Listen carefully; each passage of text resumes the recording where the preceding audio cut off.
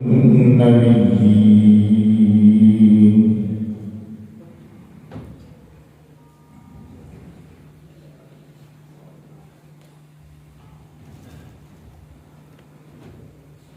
صدق الله العظيم وصدق رسوله النبي الكريم الأمين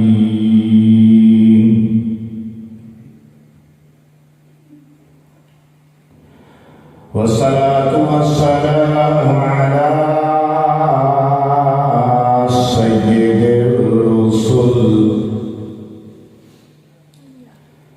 وخاتم النبيين وعلى آله وأصحابه أجمعين.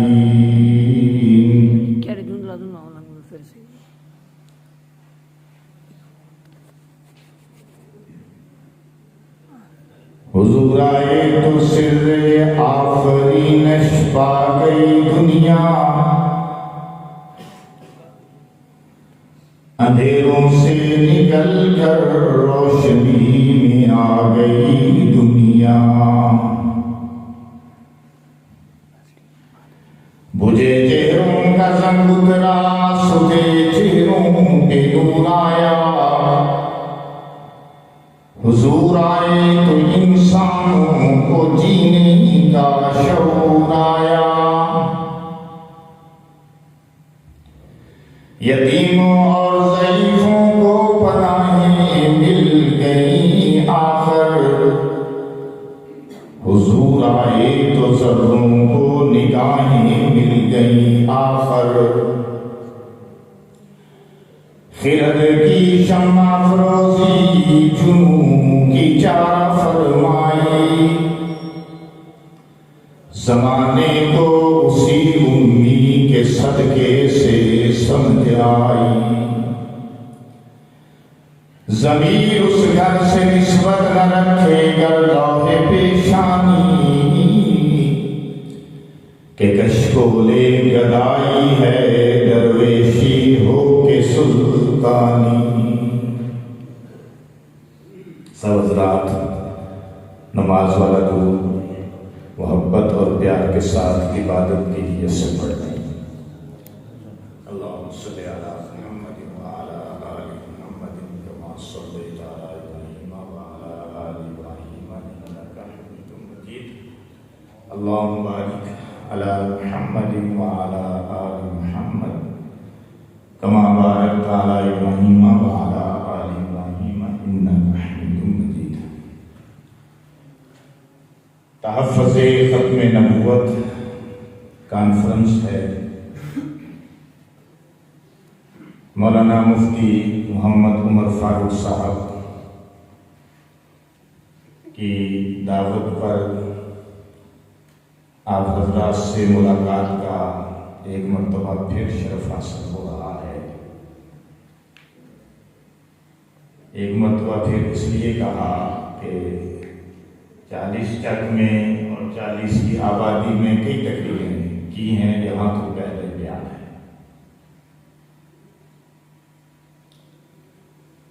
سامعین محترم،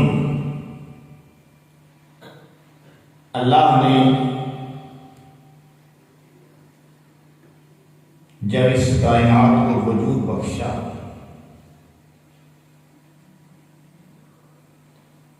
تو حضرت انسان کو پیدا کرنے کا ارادہ فرمایا،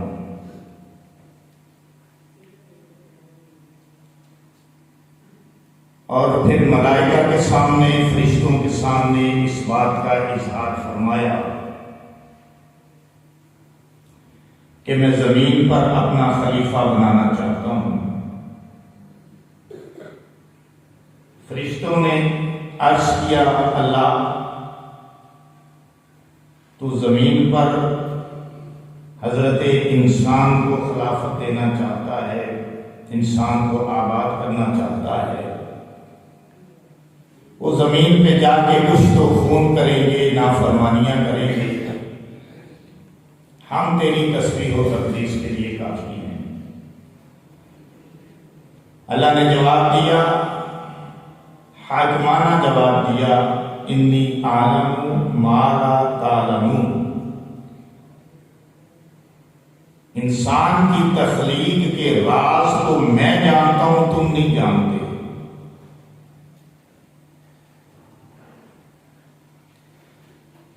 تو اللہ تعالیٰ نے کائنات کا بھی آغاز کیا اور آدم علیہ السلام کو تخلیق کر کے انسانیت کی تخلیق کا آغاز کیا۔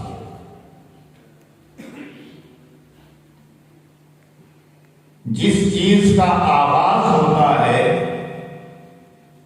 اس کی انتہا بھی ہوتی ہے۔ آدم علیہ السلام کو پیدا کیا، انسانیت کا آغاز ہو گیا۔ آدم علیہ السلام کو علم عطا کیا، فرشتوں کا استاد بنا دیا، علم کا آغاز ہو گیا۔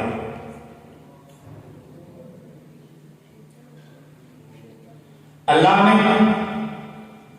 آدم علیہ السلام کو پیدا کیا، نہ صرف انسانیت کا آغاز ہوا بلکہ نبوت کا بھی آغاز ہو گیا، علم کا بھی آغاز ہو گیا۔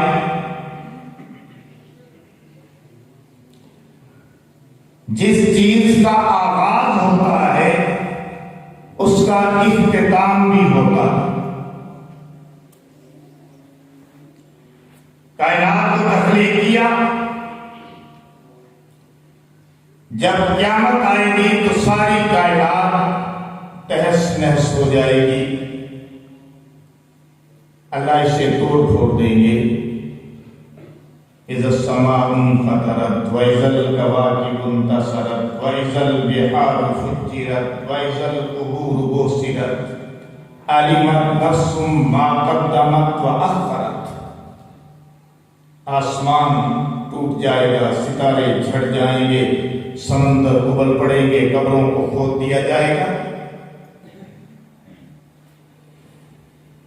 تو آغاز کائنات بھی ہے، اختتام کائنات بھی ہے۔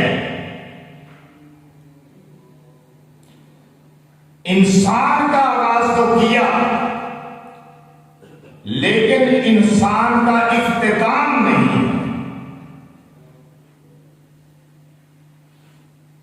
موت ایک عارضی وقفہ ہے، آگے بڑھ جائیں گے ذرا دم لے کر۔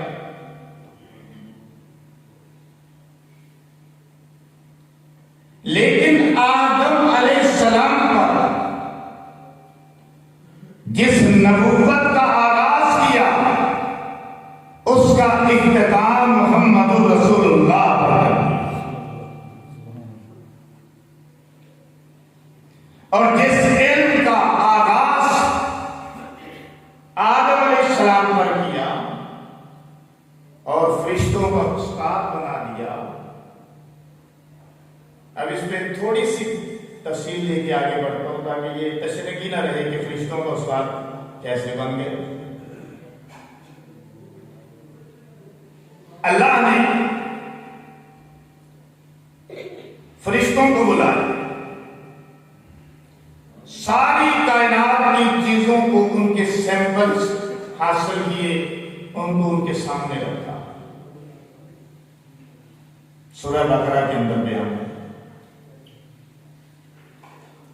فرمایا انبئونی باسماء ہؤلاء ان کنتم صادقین۔ ان چیزوں کے نام بتاؤ اگر تم سچے ہو۔ یعنی تم یہ کہتے ہو کہ انسان کچھ تو خون کرے گا، تمہاری نظر میں انسان کا لڑائی جھگڑا ہے، اختلاط ہے، انتشار ہے، میری نظر میں نبوت ہے۔ کہو سبحان اللہ۔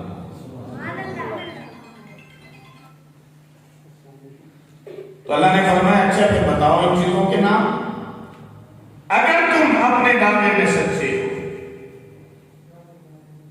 فرمایا لا علم لنا سبحانک لا علم لنا، اللہ تیری ذات پاک ہے، ہمیں کوئی علم نہیں، الا ما علمتنا، مگر وہی ہمیں علم ہے جو تو نے ہمیں عطا کیا۔ فرشتوں نے اپنی عاجزی کا اظہار کر لیا۔ اب ذرا غور کیجیے کہ اللہ نے فرشتوں سے فرمایا انبئونی، مجھے بتاؤ ان چیزوں کے نام، ہؤلاء باسماء ہؤلاء ان کنتم صادقین۔ تو فرشتے نہیں بتا سکے، اپنی عاجزی کا اظہار کر لیا، اللہ سے معذرت کر لیا۔ لیکن جب آدم کی باری آئی، اللہ نے یہ نہیں فرمایا انبئونی مجھے بتاؤ، نہیں، فرمایا انبئہم ان کو بتاؤ، ان کو، فرشتوں۔ تو آدم علیہ السلام نے جب فرشتوں کو بتایا، میں کہتا ہوں پڑھایا، تو آدم علیہ السلام استاد بن گئے، فرشتے شاگرد بن گئے۔ تو سبحان اللہ، بات کی سمجھ آئے نا تو سبحان اللہ کیا ہے۔ علم کا آغاز ہو گیا، لیکن یہ علم ابھی اس کا آغاز زبانی کلامی ہوا ہے۔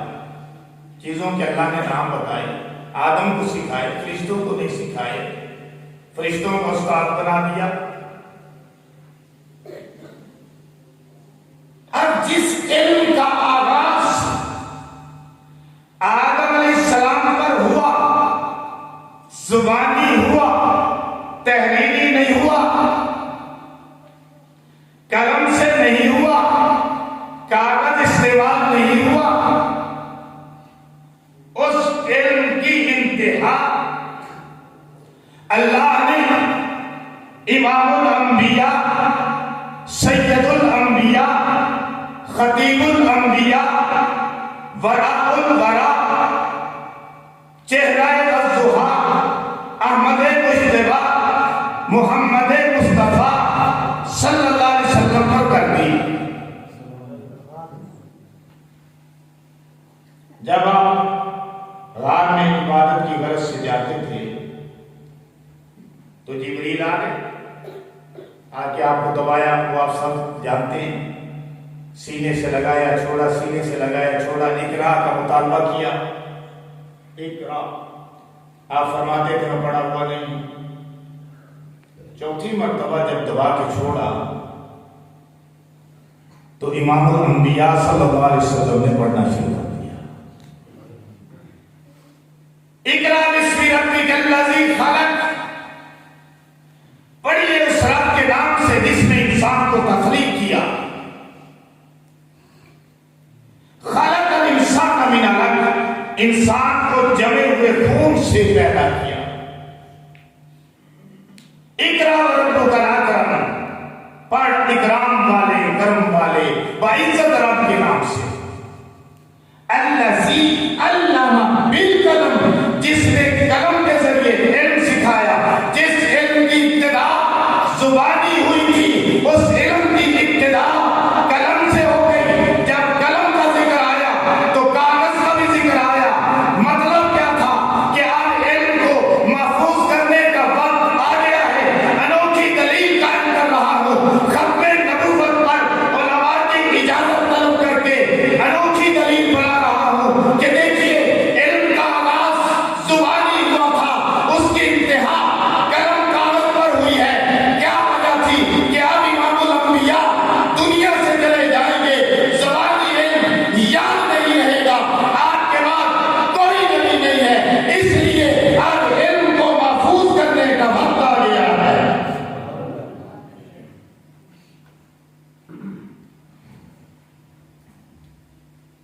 اس لیے علم کو محفوظ کر دیا، اور جس علم کو محفوظ کیا اس کا ذمہ اللہ نے خود لے لیا۔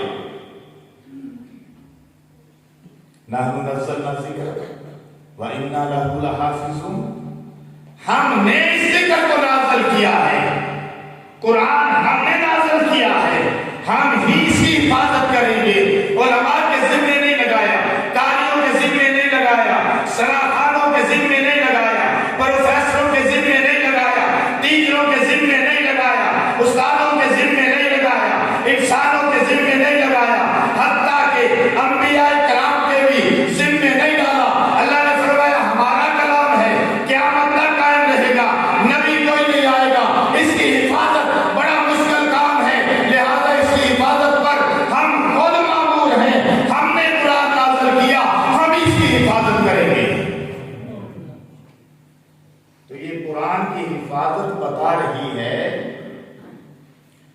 اور قلم کے ذریعے علم کا محفوظ ہونا یہ بتا رہا ہے کہ آپ آخری نبی ہیں، آپ کے بعد نبی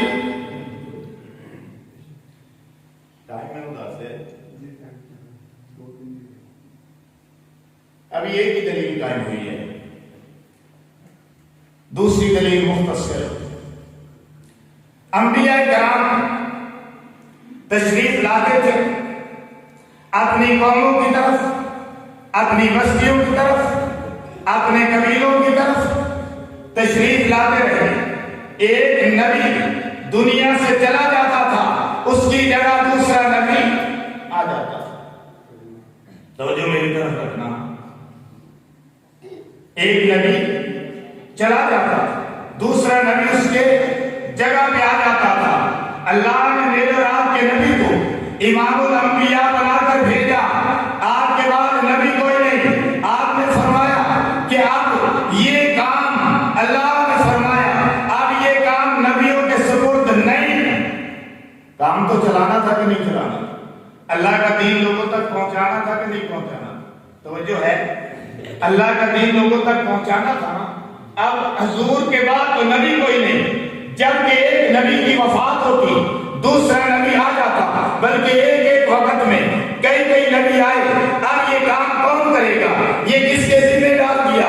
اللہ نے، بلکہ حضور نے تو یہ فرمایا کہ میرے بعد نبی نہیں آئے گا، خلفاء آئیں گے۔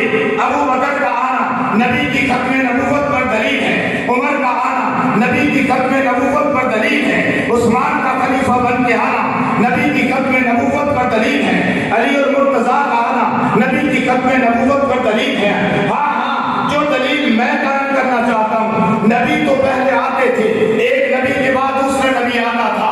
میرے نبی کے بعد کوئی نبی نہیں، خلفاء آئیں گے۔ ہاں، یہ کام کون کرے گا؟ فرمایا کنتم خیر امۃ اخرجت للناس تأمرون بالمعروف وتنہون عن المنکر وتؤمنون باللہ۔ نبی نہیں آئیں گے، یہ کام امت کے سپرد کر دیا ہے۔